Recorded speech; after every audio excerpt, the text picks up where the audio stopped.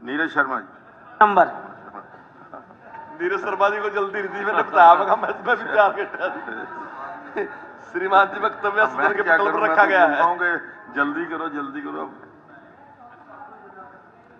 अध्यक्ष महोदय, एक तो मेरा जो प्रश्न था शायद पूरा नहीं पढ़ पाए, जो मेरा ख भाग था, क्या जन संवाद कार्यक्रम पर उक्त खर्चे के लिए सरकार द्वारा बजट में प्रावधान किया गया है। मैंने पूछा ये था कि जो जन संवाद कार्यक्रम पे खर्च हो रहा है, जो बोर्ड लग रहे हैं, जो माइक आ रहा है, जो सरपंचों से जबरदस्ती मिठाइयां मंगाई जा रही हैं, पकोड़े मंगवाए जा रहे हैं, टेंट हाउस की चीज मंगाई जा रही है, मुझे जवाब ही गलत दिया गया है। मुझे उस खर्चे के बारे में नहीं बताया गया। मुझसे कह दिया कि वहां जो डिमांडें आएंगी उसके लिए बजट में प्रावधान है। दूसरा, आपके जवाब में ही आपने लिखा है कि दिनांक 15/12/2023 को चिट्ठी हमने जारी की है। जो इससे पहले जनसंवाद हुआ है उसके अंदर कहां से खर्चा आ रहा है, कौन उन पकौड़ों के पैसे दे रहा है। चौथी बात हुई, और तो छोड़ो, हमारे यहाँ 19 जून 2023 को जनसंवाद हुआ जी, खेड़ी, गुजरात, नेकपुर, धौज, सुरेवी, फतेहपुर तक में। जनाब, उन गांवों में आचार संहिता लगी हुई थी। और सबसे हैरानी की बात, अगर जो ये सरकारी कार्यक्रम है, आप प्रधानमंत्री जी की फोटो लगाओ कोई तकलीफ नहीं, आप मुख्यमंत्री जी की फोटो लगाओ कोई तकलीफ नहीं, आप हरियाणा सरकार के लोगों की फोटो लगाओ कोई तकलीफ नहीं, आप मंत्री जी की फोटो लगाओ कोई तकलीफ नहीं, भाजपा के हारे हुए विधायकों की फोटो, भाजपा के कार्यकर्ताओं की फोटो। अगर जो ये भाजपा का कार्यक्रम है तो सरकारी अमला क्या कर रहा है वहां, और अगर जो सरकारी कार्यक्रम है तो भाजपा के कार्यकर्ता क्या कर रहे हैं। आपने जवाब में बोला कि किसी को नौता नहीं दिया जाता।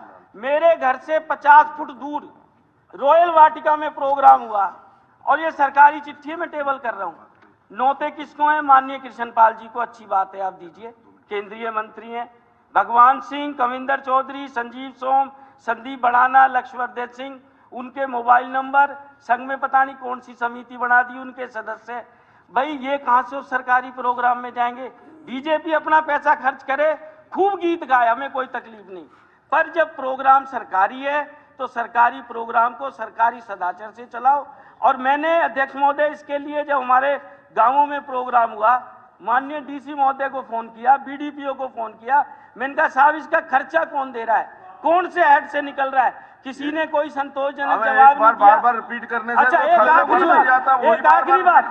आखिरी बात, ये तो अपनी अपनी बात है। देखिए, एक मिनट बैठ जाओ। सुनिए जी, नहीं आप सारी बातें अपनी कह दोगे। ऐसा है, बैठ जाइए, आप बैठ जाइए, आप बैठ जाइए। एक मिनट, नहीं बैठ जाइए आप। एक मिनट, विषय सामने। ऐसा है नीरज जी, ज्यादा जोर से बोलने से कुछ नहीं होता। जो आपने प्रश्न पूछा उसका आंसर दिखा, मंत्री जी को क्लैरिफाई करने दो। आपने पूछ लिया एक बार। जो इन्होंने प्रश्न किया, किसी भी गणमान्य व्यक्ति को विशेष लिखित निमंत्रण नहीं भेजा जाता था, फिर भी उसमें भाग ले सकते हैं। यह निर्णय लिया गया कि आगे से विधायकों को सूचित किया जाएगा। ये निर्णय ले लिया माननीय मुख्यमंत्री। जो आपने अभी कहा कि वहां पकौड़े खिलाए जा रहे, सरपंच के ऊपर दबाव डाल रहा, ऐसा कोई वो नहीं है। जो वहां टेंट की व्यवस्था, बिल्कुल झूठ है ये, किसी सरपंच के पास नहीं है। मैं अब तक इतने प्रोग्रामों में स्वयं उपस्थित रहा, किसी उस सरपंच की कंप्लेंट लिया हो जो उनसे सरपंच ने कहा पकौड़े खिलाने ने। जो टेंट की, एक मिनट सुन तो लो, जो टेंट की व्यवस्था है, माइक की व्यवस्था है, वो सरकार के द्वारा की जा रही। दूसरी तरफ आपने ऐतराज किया कि उनके पोस्टर लगाए जा रहे। पोस्टर जो है वो सरकार के हैं, लेकिन होर्डिंग कोई भी अपने बाहर लगा ले, उससे कोई इतराज नहीं कर सकते। ना ये हमारे बस की बात है। लेकिन जो वहां पे होर्डिंग लगाया वो केवल और केवल सरकार की तरफ से लगाया।